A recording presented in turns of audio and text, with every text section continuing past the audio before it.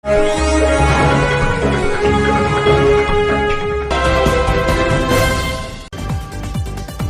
अर्थात प्रवर्तन निर्देशालय पक्षर गंजाम जिलार विभिन्न स्थान में शुक्रवार सकाळू चढ़ाऊ कर जिलार बीजेडी नेता और व्यवसायी घरे एककालीन चढ़ाऊ जारी रही। ईडीर 5 रु अधिक टीम गंजाम ब्रह्मपुर सहर शेरगढ़ और आसिका अंचल में चढ़ाऊ जारी रखिंट। हिंजली निर्वाचन मंडली अंतर्गत शेरगढ़ बीजेडी नेता ऋषिकेश पाढ़ी घरे ईडी पक्षर चढ़ाऊ कर ब्रह्मपुर अंबिका नगर में रोकता पुओ सचिन पाढ़ी घरे ईडी चढ़ाऊ जारी रही। ऋषिकेश और पुओ जनाशुना ठिकादार शेरगढ़ में बीजेडी संगठन मंग धरी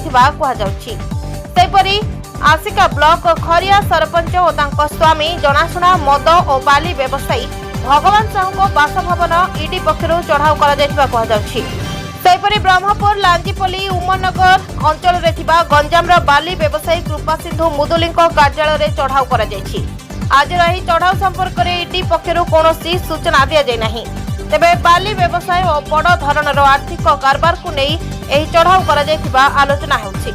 ब्यूरो रिपोर्ट जेएमजे न्यूज।